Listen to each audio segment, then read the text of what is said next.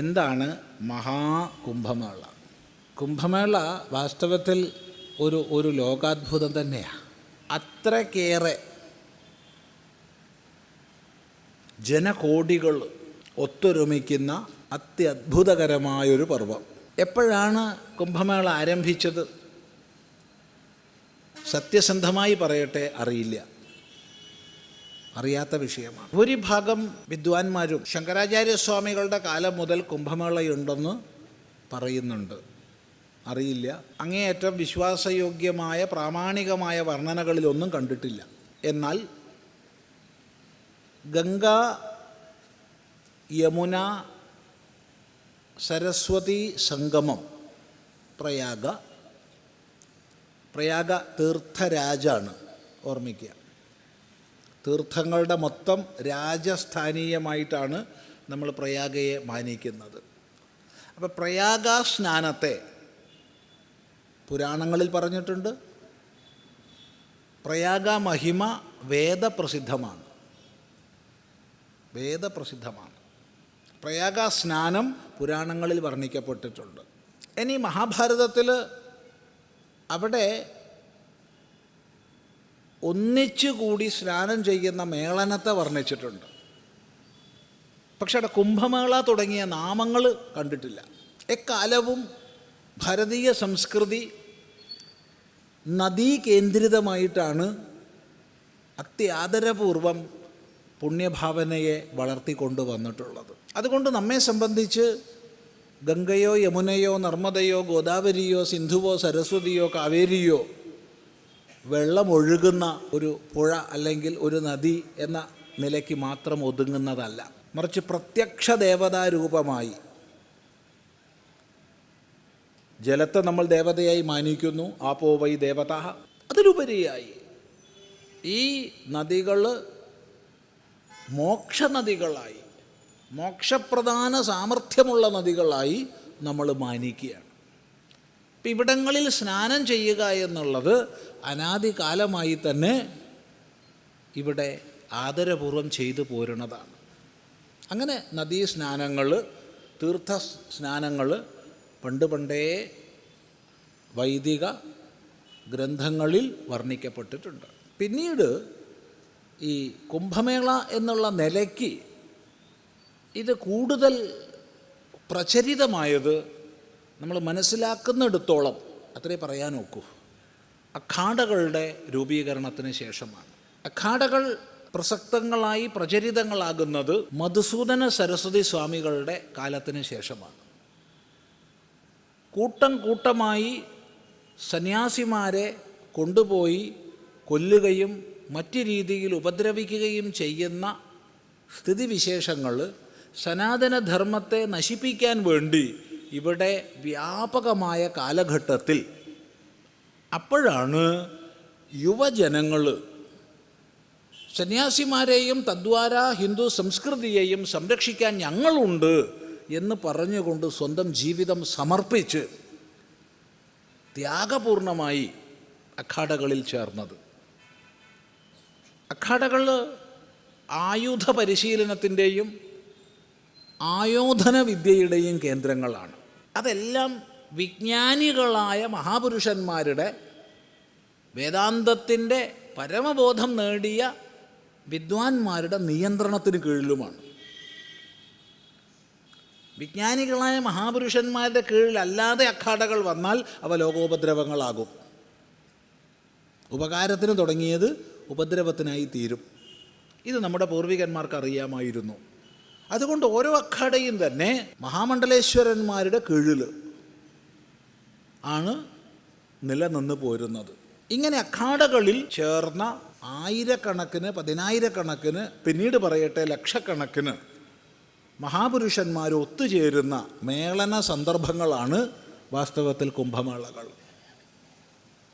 ഇത് ക്രമേണ വ്യത്യസ്ത സമ്പ്രദായങ്ങളിൽപ്പെട്ട ഗുഹാന്തർഭാഗത്ത് കഴിയുന്നവരും വനാന്തർഭാഗത്ത് കഴിയുന്നവരും അഖാഡകളിൽ കഴിയുന്നവരും മഠങ്ങളിലും ആശ്രമങ്ങളിലും കഴിയുന്നവരും ഒക്കെയായ സന്യാസിമാരുടെ മേളന സന്ദർഭമായി മാറി.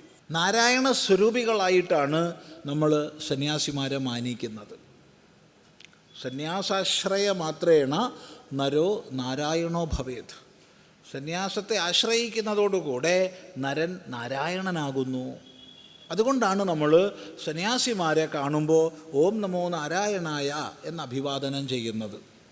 സന്യാസിമാർ പരസ്പരം ഓം നമോ നാരായണായ എന്ന് അഭിവാദനം ചെയ്യുന്നത്. ഈ നാരായണ സ്വരൂപികളായ ഈശ്വര സ്വരൂപികളായ സന്യാസിമാർ ഒത്തുചേരുന്നു, ചർച്ചകൾ ചെയ്യുന്നു, ശാസ്ത്രാർത്ഥങ്ങൾ നടക്കുന്നു, വേദാന്ത വിചാരങ്ങൾ നടക്കുന്നു.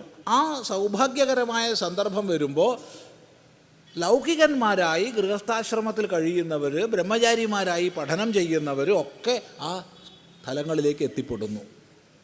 അവർ സത്സംഗങ്ങളുടെ ലാഭം നേടുന്നു.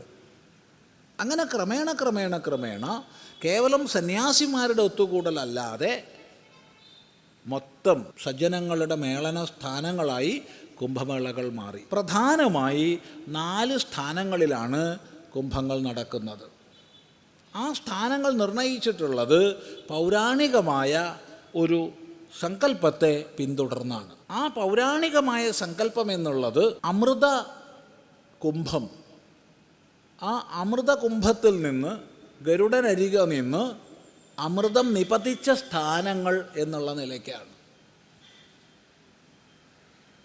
അവിടെ അമൃത പ്രാഗട്യം ചില പ്രത്യേക സന്ദർഭങ്ങളിൽ നമ്മൾ വിശ്വസിച്ചു പോരുന്നു. അത് ഓരോ വ്യാഴവട്ടത്തിനും അനുസരിച്ച് 12 വർഷത്തിനിടവിട്ട് ആണ് ഓരോ സ്ഥലത്തും സങ്കല്പിക്കുന്നത്. ബൃഹസ്പതിയും സൂര്യനും പ്രത്യേകം രാശികളിലേക്ക് പ്രവേശിക്കുന്ന സന്ദർഭമാണ് കുംഭമേളയായിട്ട് മാനിക്കുന്നത്. അത് ഏതൊക്കെ രാശികളാണെന്നൊന്നും ഇപ്പം പറഞ്ഞു തരാൻ അറിയില്ല. അത് ആ വിഷയത്തിൽ ജ്യോതിഷാദി വിഷയങ്ങളിൽ അറിവുള്ളവർ പറഞ്ഞു തരും. ഏതായാലും പ്രധാനമായിട്ട് മഹാകുംഭം എന്നുള്ള നിലയ്ക്ക് പ്രയാഗ, തീർത്ഥരാജായ പ്രയാഗയിലാണ്. പിന്നെ അത് പ്രയാഗ എന്ന് പറയുമ്പോൾ തീർത്ഥരാജാണെന്ന് പറഞ്ഞു. ഗംഗ യമുന സംഗമമാണ്. അവിടെ അന്തർധാരയായിട്ട് സരസ്വതിയെയും നമ്മൾ മാനിക്കുന്നു. അങ്ങനെ ത്രിവേണിയാണ്. ആ ത്രിവേണി സംഗമത്തിലാണ് ഏറ്റവും പ്രധാനപ്പെട്ട കുംഭം. അത് മഹാകുംഭമാണ്. പിന്നീട് ഗംഗാതീരത്ത് ഹരിദ്വാറിൽ ഗംഗാതീരത്ത് അവിടെയും ഈ പറഞ്ഞതുപോലെ 12 വർഷത്തിലൊരിക്കൽ കുംഭം നടക്കും.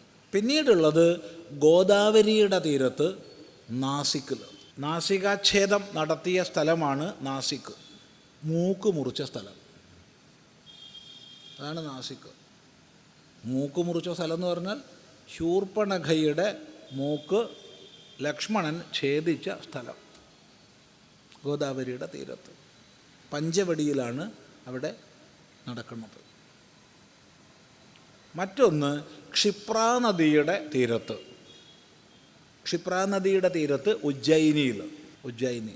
ഇങ്ങനെ 4 സ്ഥലങ്ങളിലാണ് കുംഭമേളകൾ നടക്കുന്നത്. ഇതിലേറ്റവും പ്രധാനപ്പെട്ടത് നിസ്സംശയം പറയാം, പ്രയാഗയിലെ പ്രയാഗ്രാജിലുള്ള മഹാകുംഭമേളയാണ്.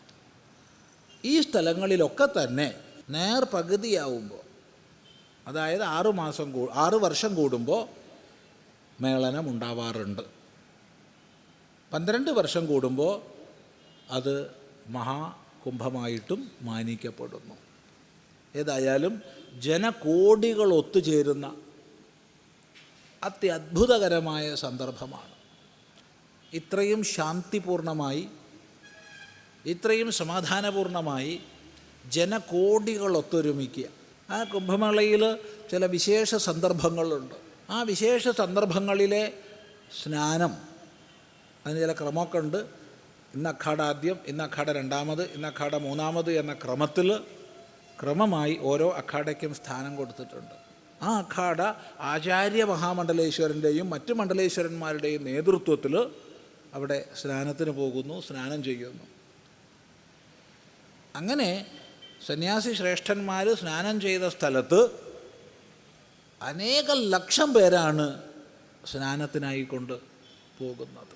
തീർത്ഥീകുർവന്ത്യ തീർത്ഥാനി, തീർത്ഥങ്ങളല്ലാത്തവയെ തീർത്ഥങ്ങളാക്കുന്നവയാണ് മഹാത്മാക്കൾ.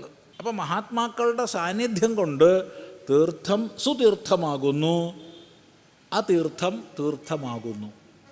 എങ്കിൽ പതിത പാവനിയായ ഗംഗ യമുനയുമായി സരസ്വതിയുമായി ചേരുന്ന സ്ഥലത്തെക്കുറിച്ച് എന്തു പറയാൻ? അവിടെ വീണ്ടും മഹാത്മാക്കളുടെ ലക്ഷക്കണക്കിന് മഹാത്മാക്കളുടെ സാന്നിധ്യം, സ്പർശം തുടങ്ങിയവ ഉണ്ടാവുമ്പോൾ എന്തു പറയാൻ? അതാണ് മഹാസൗഭാഗ്യത്തിൻ്റെ അവസരമെന്ന് നേരത്തെ പറഞ്ഞത്.